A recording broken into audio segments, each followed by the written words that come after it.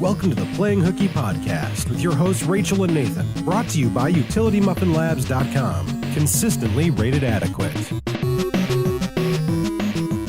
Hey Rachel.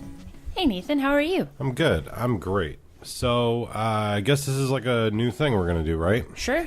Yeah. Okay. I'm excited. Well, I'm excited too. So for those of you who came here from another podcast, which is probably everybody, you're probably wondering, like, what is this podcast? What are you guys doing? What's the plan? What's the theme? What's the concept? Point? Right, yeah. Right. What's the point? Well, do you want to talk a little bit about the idea that you came up with, and we can kind of... Did I come up with it, or I feel like there was some kind of like mutual convergence on the idea. I feel like maybe we both... I don't care. Who cares? Yeah. Right? No, like, it's we not came like, up with it. yeah. You came up with it. I came up with it together. So over time, okay, so let's back up here. Everyone knows that when you make a new friend or a new acquaintance, a new partner, a new mate, whatever, usually you have something in common with that person, right? Whether it's a friend or something more romantic. And but then you come to find out that there's all these interesting things about this person, and they are going to expose you to things that you'd never heard of before, whether it's a new band or a movie that they really like that they want to share with you, or a TV show that maybe, you hadn't really paid much attention to or come across before. And so this kind of kept happening to me and Nate over and over and over and over again. And the conversations would go like this, like, I can't believe you never have heard of X, or I can't believe you've never seen this movie, or you haven't listened to this band. Yeah. And it was never like an insulting thing, but it made us realize that, we're not young kids. We're both in our 30s, and we live very separately interesting lives before meeting and coming together. And we have a lot in common, actually, like a ridiculous amount in common. But as far as like things that we have been exposed to in pop culture and movies and music and TV shows that maybe we watched when we were younger or in our 20s. So we thought, well, maybe it would be fun, since I love podcasts, listening to them, and he loves making them. Right. What if we made a podcast where we just kind of talked about the shit that both of us like, that we want the other one to know about? Yeah. And we would find, like, right after I moved in, and we sit down and we're like sort of unpacking some stuff, and I noticed right away that Rachel is like really big into Star Trek, and I know you had known that beforehand. Like I had known, but I didn't. Until you cohabitate with someone who's like, really into one like pop culture thing, mm-hmm. you don't really understand like what that means, you know? And so as an example, like when I moved in, I saw that you had like a lot of Star Trek stuff. Now, to me, that meant one of two things. You really, really were super into Star Trek, or it was something that you were into enough that other people were like, I've got to buy that person this because that's the one thing I know that they're into. Yeah. But either way, typically you would find that the person's very interested in that thing. Right. And, when we first started dating, I had like a pretty sizable DVD collection, mm-hmm. and, there was a lot of movies on there that you hadn't seen. Mm-hmm. And I was like, oh, these movies are so important to me. And I think that you find a lot in relationships where people, they have these hobbies or they have these things that interest them, and their significant other or their partner, whatever, they don't want to know. Like, they don't care. Yeah. And for that's me, your thing. It's good that that's your thing. Right. That's your thing, but I don't want, especially like in the gaming community, right? Like, I have a lot of male friends mm-hmm. that are, have been gaming in one form or another for decades. Some of them super into Warhammer, some of them into tabletop role-playing games, some of them into video games. And in a lot of occasions, their significant other is just like, oh, that's his thing. Oh, whatever, I don't care. We have a different dynamic. Yeah. Like for me, I was like, whoa, Star Trek? Like, I don't know a lot about that, but there's no reason why I don't. It's not something I ever focused my attention on. Mm-hmm. So I'd really like to know about that. And then, like, other things started to come up where you might talk about, like, musicals that I was just like, what is that? I don't care about that, or music that you liked, or music that I like, I'm really into metal. Right. Metal's not super accessible. Exactly. So it's like, what could we do to make those things that we really enjoy more accessible to each other? So that, like, I don't expect you to watch The Lion King or Aladdin and be like the biggest fan of 90s Disney musicals. Right. But still, probably if you saw bits and pieces of them, it would give you like a little bit more insight into me and who I was in my formative years, right. and help you develop a better appreciation of where I'm coming from. Likewise with you, like, black metal is not something that right. I've really like picked up in right. the past 34 years. It's very difficult to be, accessible to. And I think that a lot of people maybe that play role-playing games or tabletop role-playing games or video games, like their significant other or their, good friend or whatever, they see that and they're like, well, I don't know where to start. And right. I think for me, it's good to like have like a roadmap, someone to guide me, mm-hmm. and I can go, oh, okay, I get why you like this, or I can go, no, that's not for me, right? Or I can go, yeah, it's kind of cool, but I just don't really feel like I'm interested in it, right? And that's okay. Like, I wouldn't expect you to be totally 100% on board with everything that I like, and I'm like, I appreciate that you really like G.I. Joe, and I think that the toys are cool. But I'm probably never going to want to, like, collect G.I. Joes or, like, go out of my way to watch the cartoon. But that doesn't mean that that's not something that you can expose me to a little bit. And I can be like, okay, now I feel like I understand Nate better. Right. Because this was really important to him when he was a little kid. So that's kind of like our like mission statement for the podcast, right? Like, we essentially, the two of us want to expose each other to... We want to expose ourselves to each other. Right. We want to pull it all out and set it on the table, mm-hmm. and introduce one another to the things that we're really super into, mm-hmm. that maybe the other person doesn't know about. Okay, great. Who gives a shit? Right. Probably nobody. Right. But we do.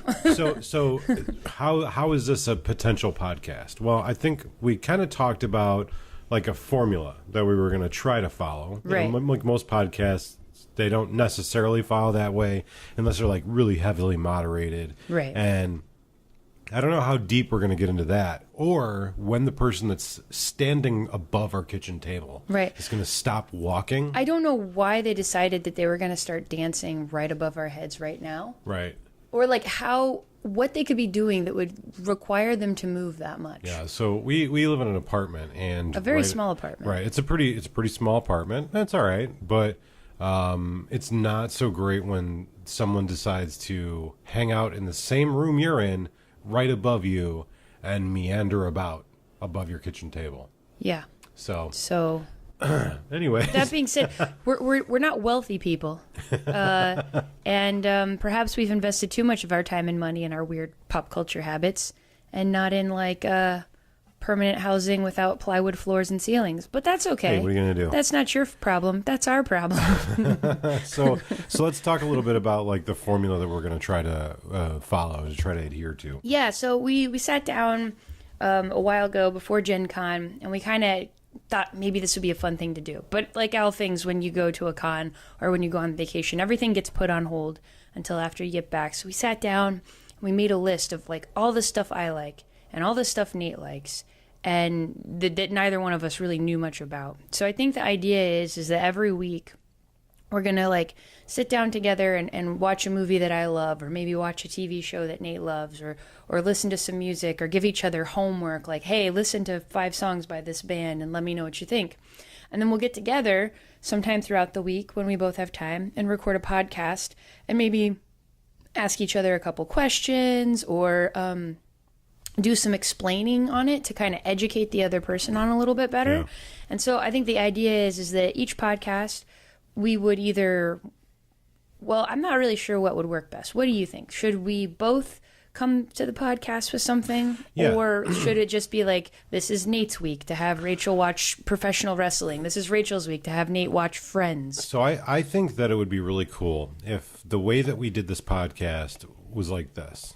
At the end of, like, say tonight, mm-hmm. we would say, this week, Rachel's going to bring blah, blah, blah to the table. Okay. And Nathan's going to bring blah, blah, blah to the table. So it'll be like, I'll watch whatever show with you and you'll listen to whatever band with me. Okay. And then the people that actually are listening to the podcast, they can go do the same thing. They could even do it with their significant other. Right. And they could have like a very similar interaction like we're having, or they could just listen and be like, oh, I agree with Rachel, or oh, Nate's full of shit, or whatever. Right. And I think, too, another thing that we're going to make sure that we do is that we're going to inform you, the listener, of and kind of explain the vocabulary or the nuances of whatever it is we're talking about, assuming that you know nothing, just the way that we knew nothing before we consume this popular media.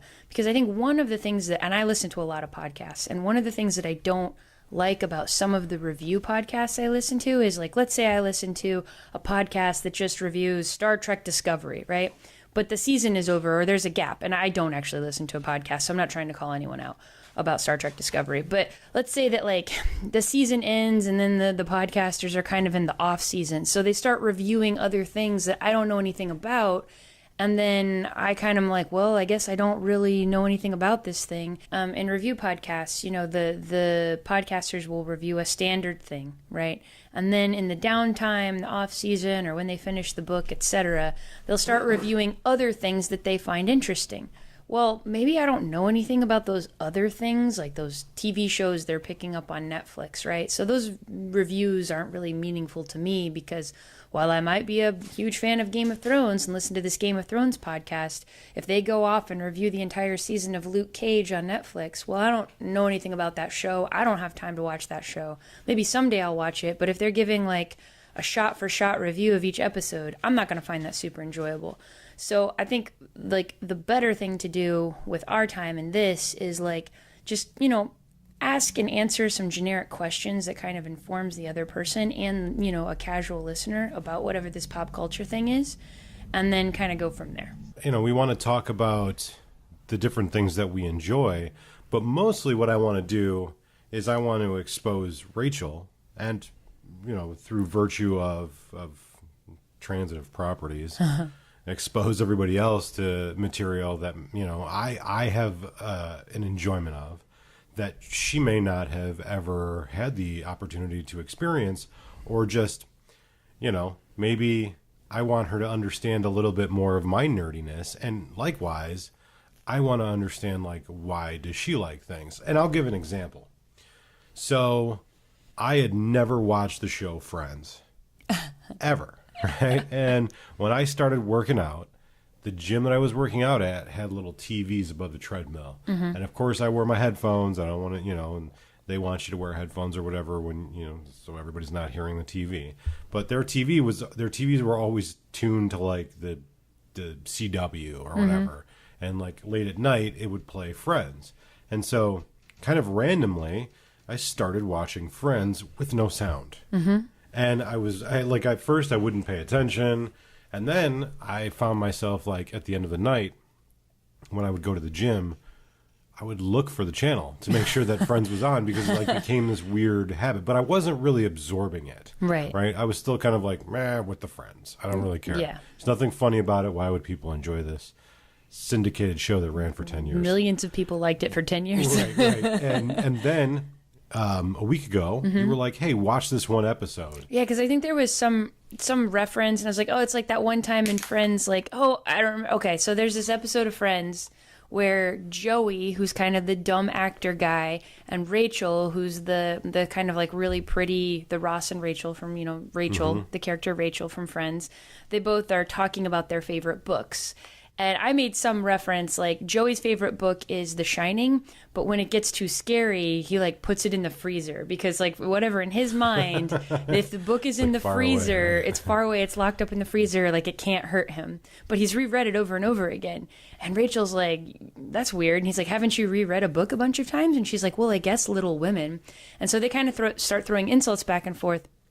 And this was such a funny, like, plot line. It wasn't even, like, the major plot line of the episode, but it's so memorable that, like, I feel like most people who know Friends know about this. So at the end of the episode, like, Joey ends up reading Little Women, and Rachel ends up reading The Shining, and there's just, like, this really fun, cute funny, cute thing that happens at the end of the episode with the two of them reading these books. But Nate said something. I was like, oh, is it too scary for you? Want me to go put it in the freezer? And he like didn't get the reference because like I'm self-centered and I just assumed everybody like knew that episode of Friends because I know I had seen it a bunch of times. And he's like, what are you talking about? I'm like, all right, we've got Netflix. I'll look up what episode it is. Let's watch it real quick. And then so we watched it and like it wasn't terrible. It was actually, I actually laughed. And he laughed several times. Right, there was a lot of ball and dick jokes in that episode. I hadn't anticipated that I would find it amusing, and I did. And because of that, I was like, all right, well, this could work, right? Because I might not sit down and just consume every episode of Friends, but like now I get that even though it's like a 90s sitcom and it's kind of like formulaic, right? There's still like the shorts, the gym shorts, like that shit was funny. Yeah. There's like a part in the episode where the guy that Phoebe, one of the main characters, is dating, he like is always wearing gym shorts, but he's like always like propping his legs up and squatting, and like the guys can see his like his junk, right? And it's really funny the way they deal with it in the episode. And like Nate thought it was hilarious. And like another time where something similar like that happened to me in reverse was so like the band Baroness. I'd never heard of that band before, and like probably. It's not that I don't like metal. I love metal. But it's like you get to a point in your life where you just can't constantly be invested in always exposing yourself to new things. Right. And like Baroness isn't a new band. And the Purple album by Baroness, everyone should check out. Go Google it right now. I never really thought I would like it. But, Nate was listening to it one day around the house. I was like, what is this? Is this like Slayer? And he's kind of like, no. And I was like, what is this? And he's like, it's Baroness. As I'm listening to it, I'm like, okay, this is kind of good or whatever. And then I just happened like the next day to like, I was like, what was that one song called? I couldn't remember. So I like looked them up on YouTube, and I don't know what it was, but something just clicked and I fell in love with that song. And it's a band that I typically wouldn't have like gone out, sought out, but I really, really liked it. And so we have the opportunity throughout our whole relationship and the rest of like our lives to just kind of constantly be exposed to new things. And when you've got someone at the table who wants to expose you and share really fun things that they like with you, then, you have the opportunity to always be enriched. And so this will be enriching for us to kind of in a structured way share each other's passions and hobbies and weird shit that we like, but also hopefully fun for you guys to listen to. Yeah, hopefully. So do you want to talk a little bit about what we want to expose one another to next week? So I have a little list that I was trying to make up, and by no means is this an exhaustive list. Right. We're not even going to go through it, but we're kind of going to talk a little bit. So, like me, I'm pretty stereotypical. I like video games. I like heavy metal music. I like action movies and stupid comedies and comic books. And, Rachel definitely likes some of that stuff too. But like, as a for instance, I'd never played Settlers of Catan. And Rachel introduced that to me. And it blows my mind that you were like 37 and like a huge nerd and have been to Gen Con and like you'd never played Settlers of Catan. Never. Like it's like the most basic, like, well, it's like Candyland for nerds. It's like the most basic game there is. But if you look at my interests, right, you can kind of understand a thing or two about me. And it was one of those things where I wasn't naturally exposed to it and kind of like blew up as a big thing that people like to play. And I was just like, oh, that's probably dumb. Right. I didn't give it a chance. And I think that happens to a lot of people where they're just like, oh, that's stupid. I'm not going to give it a chance. So I know what I want to expose you to. Yeah. And we talked a little bit about professional wrestling. Now, a little bit about me. I am not that huge of a professional wrestling fan anymore. However, in the spirit of nostalgia, when I was like 17, 18, 19 years old, I was a huge wrestling fan. And I don't watch wrestling anymore, but I do listen to wrestling podcasts. Oh, I know. So it's like somebody who doesn't watch soap operas anymore, but they like still read soap opera digests. Right, so that way they can kind of keep up. But like at one point in your life, it was like a huge thing that you were into, and it affected your personality, right? And so I want to know about it. So I'm going to try to give you like a brief introduction into professional wrestling circa high school Nate. Okay. So what I'm going to do is I'm going to try to track down a suitable WWF, WWE pay-per-view that I think kind of summarizes like the late 90s and what pro wrestling was.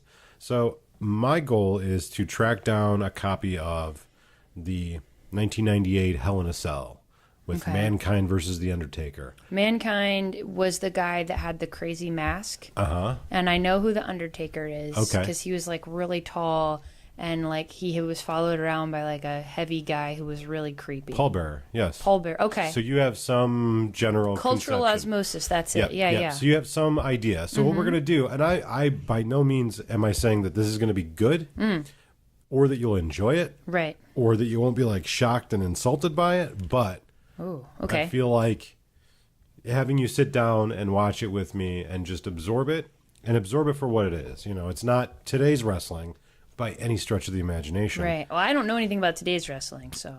But today's wrestling isn't what interests Nate. Okay. Right? Right. So that's what we're going to try to do. I'm going to try to show you what wrestling was for me in high school. Okay. And so you can now. Yeah. So I don't know if this is like, so you're going to do wrestling for the next podcast. Yeah. All right. Well, let me look at my list of things.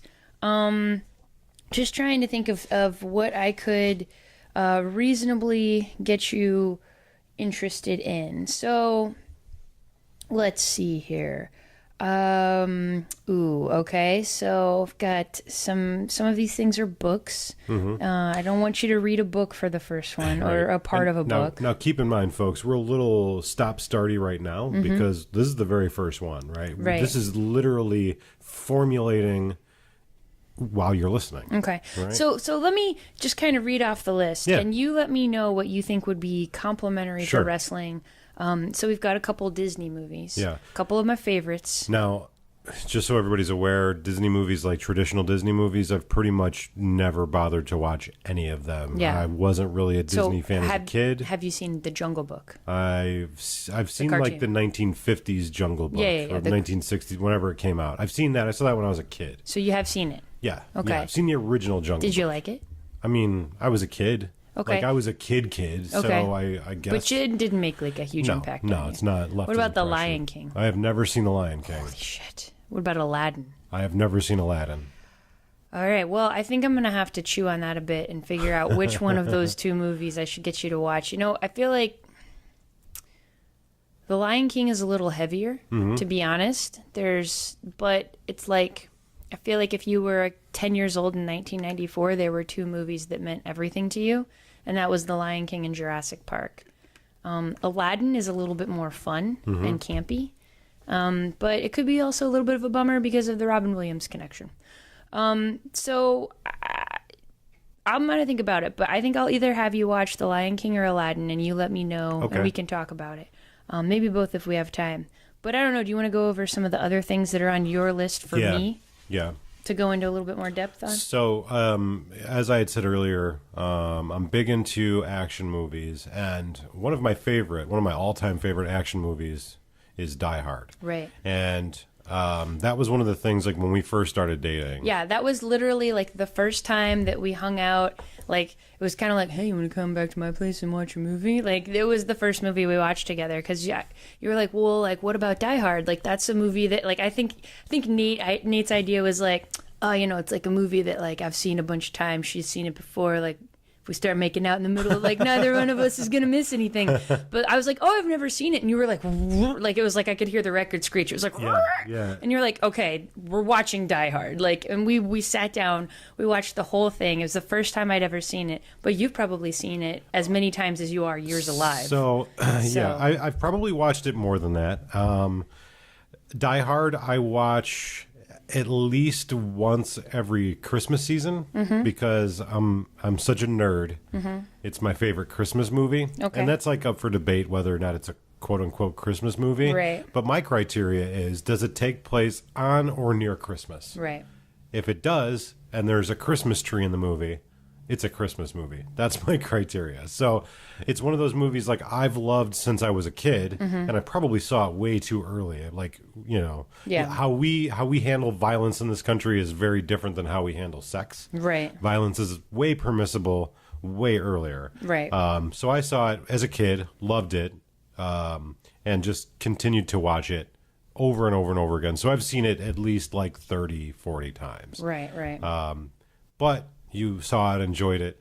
But that's something that, like, I'd love to just discuss with you. Yeah, because we didn't really ever talk about it. We kind of watched Die Hard, and then we made out a bunch, and then it never came up in conversation again. And you didn't just leave. Right, yeah. So, like, for that being the first movie, that's awesome. So, video game-wise, those that know me or who have listened to me on other podcasts probably know I had a very long-term addiction to Skyrim.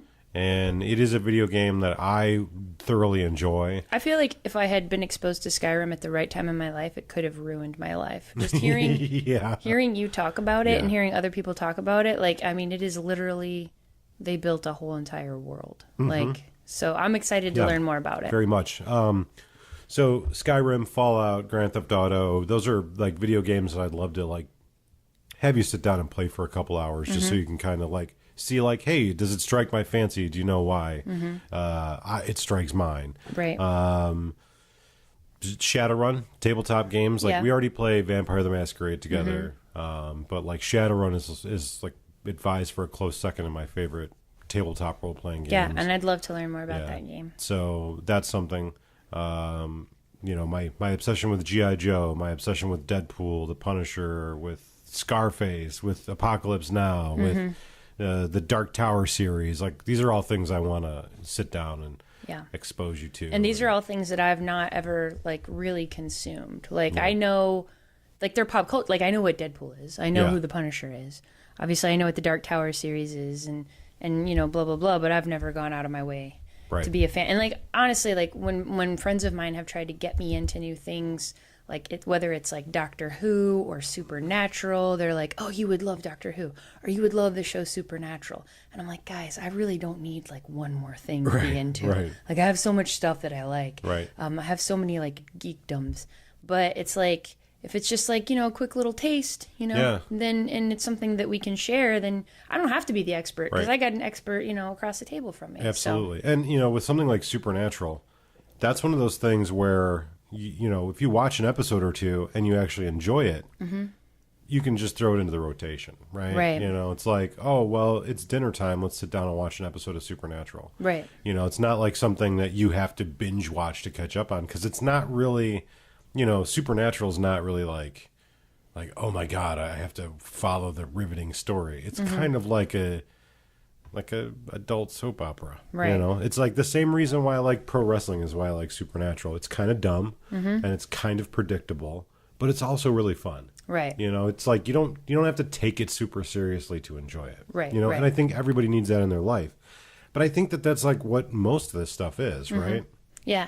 So some of the things on my list that I want to kind of, you know, expose you to a little bit, even though, you know, I don't expect you to love all of these things. It'll, at different points in my life, I've really been into these things, and I think it'll help give you a little, like, you know, Polaroid picture, snapshot of who I was at certain points in time, right?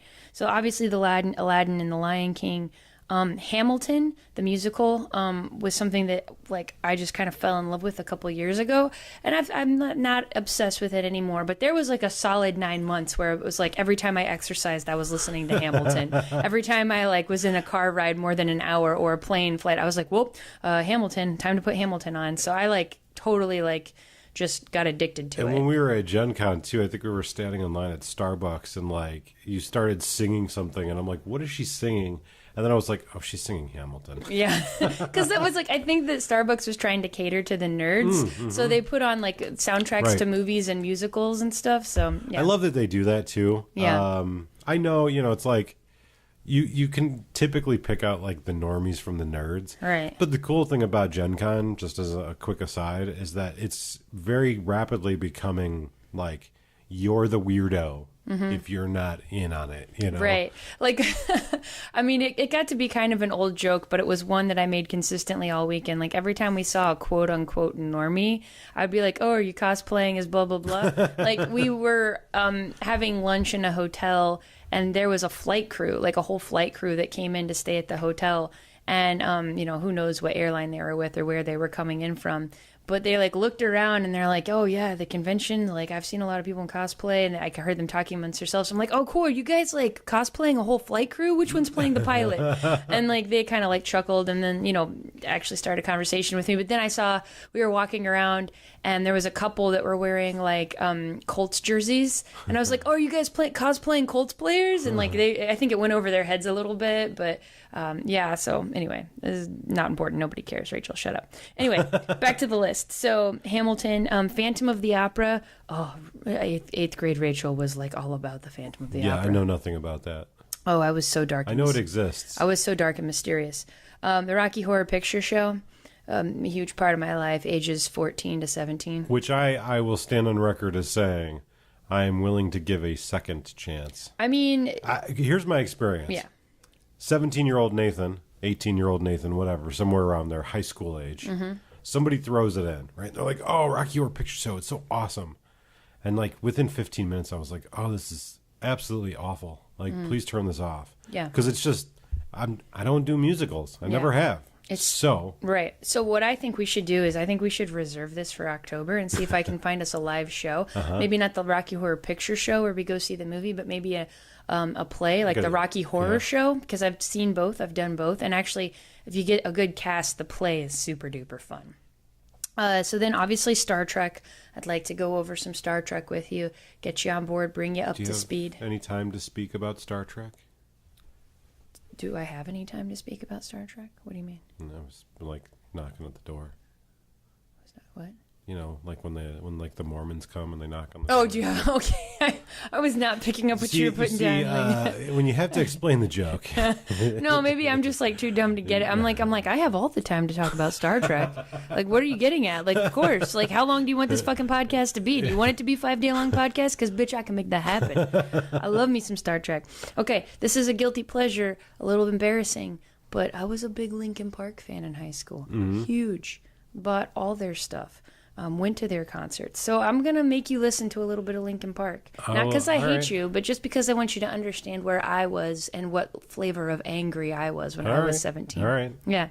I also think it's important for you to understand NPR, National Public Radio, a little bit better. So I'm going to pick out like a couple really good NPR podcasts that I think you'd like. Yep.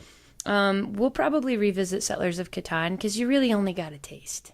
So I think we should play it again. Yeah, fair. You again, with friends, I think you really only got a taste, but there's some very excellent episodes that I think would just be important to have in in your pop culture back pocket. Okay. I can't believe you've never seen Firefly. No. No. A lot of people are going to revoke my nerd license. Well, a lot of people have very strong feelings about it. I've heard some people say that it is the best thing ever. It's the best single season of television ever made. Other people say that it's just like a cop off of Star Wars. Which I don't think is true. Like, I could argue that point against that point all day. Other people are like, it's like, maybe it's an unpopular opinion, but I don't like Firefly. I do like Firefly, and I think you should probably watch a little bit of it. Yeah, I saw one episode of it on Netflix, and it just, like, the first episode that I watched didn't grab me. Mm-hmm. Excuse me. And I know that it's a big, culturally, it's like a big, it's a big thing, big sci-fi, like huge following, but it just never, it's the same thing with Star Wars. Like, it just never really caught my attention or like captured my imagination. Maybe you're not a space guy. Maybe space, but you like aliens. Right. I so do. Maybe you need a little bit of horror with your sci-fi. I think that my sci-fi needs to be grounded in like the consistent nature of Earth, right? Like, I'm a big like Blade Runner guy. Yeah, right? yeah. Like, that's how I like my sci-fi. I like my sci-fi like a little dark and dystopian. Yeah. So that's probably why, because a lot of those like true like traditional sci-fi, your Star Trek, your Star Wars, your Fireflies, like that's a lot of just like space jumping and spaceships. Well, that's a good for me to know, because I think there's a couple grittier episodes of Firefly I could expose you to, and I think that probably when we get to our Star Trek bent, I think exposing you to some of the episodes of TNG where the Borg are really starting to Right. take power, but then also there's some good episodes of Deep Space Nine during the Dominion Wars, and you're already yawning, so maybe... No, okay. I'm not All yawning. right. I'm Okay. not yawning at you. All right, okay. I was like, oh God, he's already yawning. No, not because of that. All right. Well, so this is good. So I'll take the knowledge that I have and try to implement that in selecting things that I think you'll like. Okay. So this was something that was surprising to me. Yeah. Bram Stoker's Dracula is not really a thing.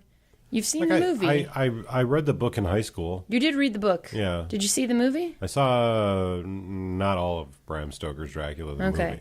Yeah. Well, maybe we should take this off the list, because if you read the book in high school and you've seen the movie... But I'm not like what you'd consider, like, I couldn't quote you anything from the book. I don't, I'm not especially knowledgeable. I have like a weird vampire, like it's very narrow, right? Like I like romantic literature. Mm-hmm. It's not something like it's mostly like 1980s like vampire stuff. Right. Like 1980s, 1990s, like The Lost Boys, but the kind of Near gothic Dark. Victorian fantasies. I wouldn't consider myself like a real big fan of that. Like, right. I've never been into like the whole Victorian, right. Like well, the book, vampires. yeah, like the book is probably honestly like I don't know if either of us have time to dive into the book. It's a good book, but I mean it's written in kind of an interesting way as like just journal entries and things like that, if you remember. But I feel like okay, answer me this: is Gary Oldman an amazing actor, or is he just okay? I mean, he's probably the best actor. Right. Like, So I think we should at least go back and watch Bram Stoker's Dracula, if for no other reason than to appreciate Gary Oldman playing the elder Dracula when Jonathan Harker goes and visits him, because that is an amazingly creepy performance. And like honestly, like whenever I'm playing VTM and I'm either playing an elder or I'm imagining an elder Zemeis or an elder from any clan, really, that image from Francis Ford Coppola's Bram Stoker's Dracula of Gary Oldman playing like the very old Dracula in the Carpathian Mountains in the castle, that I think is just like epitomizes elder fucking evil vampire. Yeah, I'm readily willing to admit that I'm not on my game when it comes to like the Bram Stoker. Like I said, my exposure to vampires, my interest in them has always been like the 1980s. Like I'll even watch like the shitty 80s vampire movies like Vamp and Bitten. And what was the 80s vampire movie that had like the actor who's since passed away, that like the visual image of him like inspired a lot of the early Vampire the Masquerade artwork? You know what I'm talking about? The actor. Off the top of my head. Was it? People are screaming right now. Philip, like Pullman, Bill Pullman. Bill Pullman from like Near Dark. Near Dark, is it near? Yeah, but I don't think you're thinking of Bill Pullman. I think you're thinking of what the hell is his name? I know Lance Henriksen was like a real big like visual influence, but so like Lost Boys and stuff like that and stuff. I love Lost Boys. Yeah. No, but is that Near Dark? Is that the movie? I believe that's the one you're talking about. Yeah, because I've never Probably seen Bill Paxton. Not Bill Paxton. Pullman, yeah. Bill Paxton. Yeah. I don't know where I got Bill Pullman from. Bill Pullman's the one sound with the both really named like Bill. scoopy face, right? You know what I'm talking about? Like his face is like his face looks like a spoon. It's like real scoopy. No, I don't know. I'm familiar with that. Like show. Is that a picture of Bill Pullman? No, I didn't look Bill Pullman up on my phone. Is it Paxton? Bill Paxton is the. I think Bill Paxton was also in Aliens. Yes, then it's Bill Paxton. He was actually in Terminator as well. Was he? Yeah, he's Did one he play of one of the punks at the beginning? He did. Yeah. Okay. Yeah. So there's some vampire movie that he's in. Yeah. Near Dark. Yeah, Near Dark. I've never seen it. Maybe we should add it to the list. Then definitely you need to, because it's God. It's godlike. And it's God. No, Bill Pullman. I'm pulling up his picture now, and I'm going to show you a picture of him. You tell me that he doesn't have a face like a spoon. Like, doesn't it look like if you were to grab him? Yes, Yeah, that's see, the picture. leather Yeah. jacket That's a and picture of Bill sunglasses Paxton. and- Yeah. It's like That's like iconic. Like, that's like a Yeah. fucking brouhaha right there. Yeah, absolutely. So that's a movie I need to watch. We need to add it to the list. Okay, I'm about to show Nathan a picture of Bill Pullman. It's the first one that came up on Wikipedia. Now, you look at this man's face and you tell me that if you grabbed him by the neck and wanted to scoop up some pudding, that his face wouldn't be the perfect utensil vehicle to get that pudding in your mouth. He's got a spoon head. Oh, he kind of does. You know, he kind of It's looks. the chin. So you know what he kind of looks like? He kind of looks like if somebody took Jim Carrey and like just smushed his face in. Right, like if Jim Carrey's face was pliable like Play-Doh. Like if somebody tried to make a picture of Jim Carrey in a video game character generator. Oh my god, like Uncanny Valley Jim Carrey. Bill Pullman looks like Uncanny Valley Jim Carrey. Oh, okay. Oh, sorry. But we Bill digress. Pullman. Okay. Yeah. So the other couple things that I wanted to kind of share with you would be the Redwall series that was written by Brian Jacks, which is a very delightful series of books I read as a child and a teenager. It's about anthropomorphic mice that run an abbey called Redwall. Oh, that sounds amazing. It's the cutest thing ever. Shut up. I know. Wait, you were saying, when you said that sounds amazing, and then you rolled your eyes. Like they can't see you right now, jerk. I know. I'll remember, in the spirit of all of this, I'm super open. Okay, all right. And then Willow, the movie Willow. Yeah. You've ever seen it? No, Yeah. never seen Willow. Really, well, so many good quotes from that movie that you will get to hear. Yeah, and in fact, like a lot of the things that you're naming off, like I know that those are like really, they're kind of like culturally important pieces of pop culture, you know? And I'm like, oh, how, like where do I get my nerd cred from? Because there's a lot of things on there, like your Willow, like the fact that I've never seen that. Yeah. And it's not a bad movie. Like it kind of holds up. For being high fantasy, it's not bad. Well, I'm a huge movie fan. So any opportunity that I have to see a movie, even a movie that I'm like, oh, I might not like this, I want to see it. Okay. Right? I want to see it no matter what. All right. Because I've not led you astray so far. No, I mean, no. Mean Girls was pretty good, right? no, I enjoyed it. Like, Yeah. Mean Girls, I dismissed. I was just like, what? I don't want to watch a movie with mean girls in it. That sounds dumb. And it wasn't. It was very good. It was funny, and it was light, but like very comical. It was well written. And, it was all around. And what's the girl's name that's in it? Like Lindsay Lohan? Yeah. Like if you had told me just off the cuff, which you kind of did, that hey, I've got a movie that I want you to watch with Lindsay Lohan, I'd be like, you're insane. I'm not watching a movie with Lindsay Lohan. But it was good. Yeah, it was actually good. enjoyable. And then the last one on my list so far is The Dark Crystal. Yeah. Jim Henson's Creature Shop, The Dark Crystal. Is that the one with David Bowie's penis? No, that's The Labyrinth. That also, I've seen The Labyrinth once. Oh, I've seen it so many times. Someone let me watch that movie when I was too young, and it definitely caused my sexual awakening. Not because of David Bowie's crotch, at least not to my knowledge. I'm sure that played a part in it. But it was just like, he was just like so like sexy and mysterious and like such a roguish bad guy that like I kind of ruined me, like in a way. Like I've kind of like into like roguish bad guys. Like, yeah, I don't know. Did you know, as a side note, the juggling of the ball? Yeah, of course I knew that. Of course I knew that. Okay. Yeah, no, that was the contact juggling. Yeah, that was an artist or another, like a juggler. Yeah, he just like kind of stuck his arm next to him. And But if you turn it this way, it can become anything you want. Anyway, I won't quote the movie. Maybe I should make you watch that. Maybe if we get to the bottom of the barrel. Yeah. I mean, Labyrinth. look, there's so much more that's going to go on this list. Oh, we're going to discover a lot about each other. And then what I'm hoping will happen is that by the time like we start to get through this list and we start chugging along, that like other people will give ideas. Yeah. And we'll be like, oh yeah, that's a thing that I like. And then you'll be like, oh, I've never heard of that, or vice versa. And we can like keep going. Or people can give us stuff to watch or consume. Right. And we can go, oh, we didn't know about that. Right. And, try to. So the possibilities are endless. Sure. But not nearly as dynamic as just talking about any old bullshit. I agree. Here's the promise we need to make to each other, though. That we won't hold back. And if something is really stupid and we really don't like it, that we're fully allowed to tell Yes. the other person, like, I love you. I'm glad you like this thing, and at some point in your life, this brought you happiness. Yes. But this is the dumbest fucking thing I've ever Oh, seen. I fully anticipate that there are going to be a lot of things on here that you're going to be like, yeah, I don't get 15-year-old ultra masculine Nate Yeah. and his weird ultra masculine interests. Yeah. And these are stupid. Yeah. And also, You're am going to gonna- have an open mind. Yeah. But there are some things on there where I know a taste was enough. So, It's like the chicken feet we had the other day at dim sum. Right. I'm glad I tried it. right.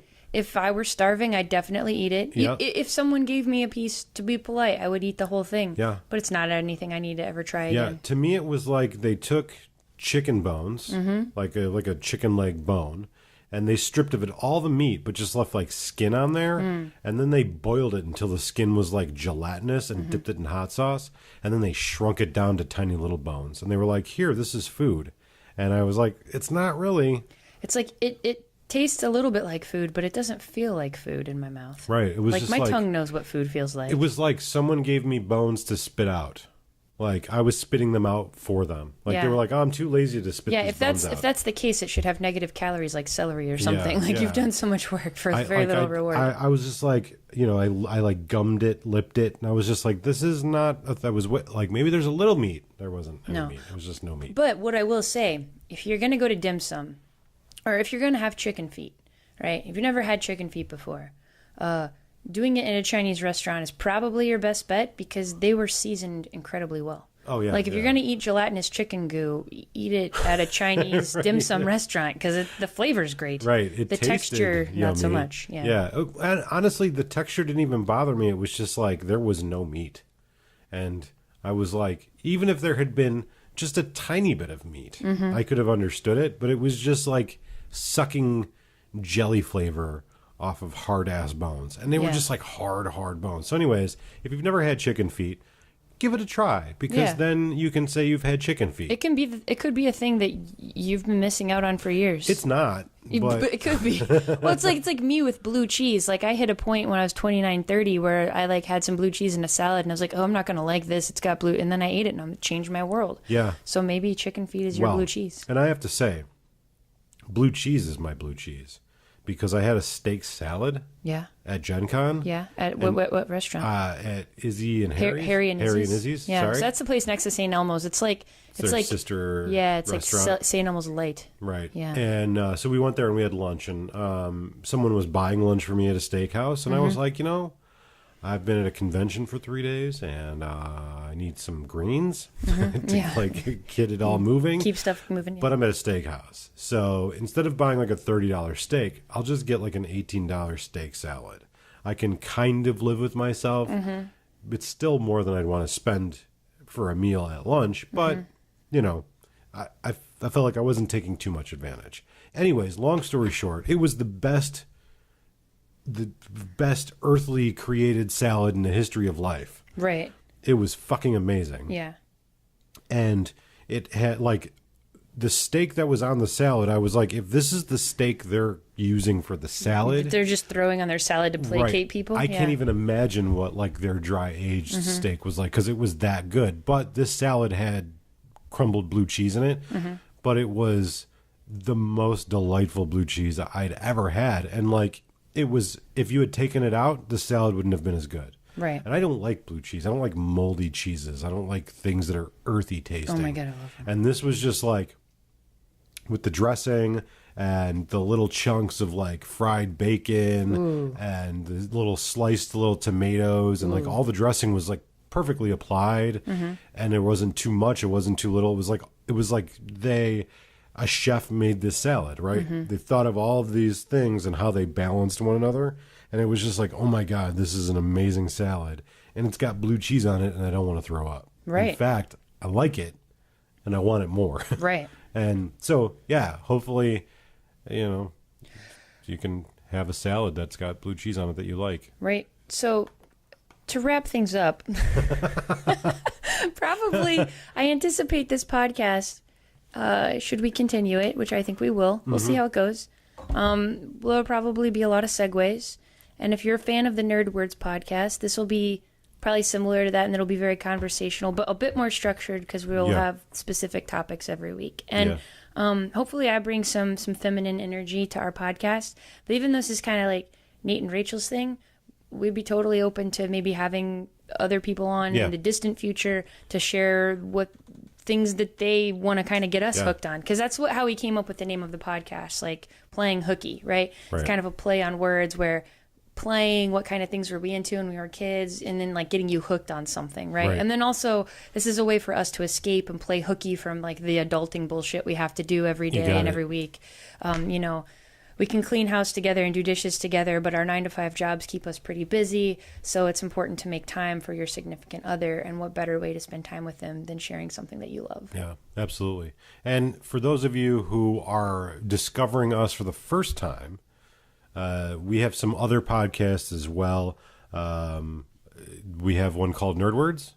We just talk about nerdy stuff. And when we say we, he means Utility Muffin Labs. Yeah. So I'm not on either of these other podcasts. Yeah, well, so Rachel can jump in, on the Nerd Words podcast, but I do one called 25 Years of Vampire the Masquerade. So if you're into vampires, if you want to know more about the game Vampire the Masquerade, which you should, because it's fun. Right, it's awesome and it's fun. You can check that one out. That one's available on our website, Utility Muffin Labs. All of our podcasts are available on Utility Muffin Labs. The Nerd Words podcast, where we talk about whatever nerdy stuff comes up, whether it's a new role-playing game, whether it's an event we went to, or a movie, or whatever. Or sometimes it's just Nate complaining about the postal service. right. Yeah. Occasionally we have those weeks exist too. It's one of those podcasts where we just kind of like we just talk, and we are nerds, and the words we speak. Right. Yeah, exactly. So you can check that out. And as far as this podcast is concerned, we don't know how often it's going to be made, but eventually we will have a schedule that you'll be able to follow, and you can subscribe to it. It should hopefully be on iTunes and Stitcher and Podbean and all the other great podcast places where you can get it. And you can send us feedback.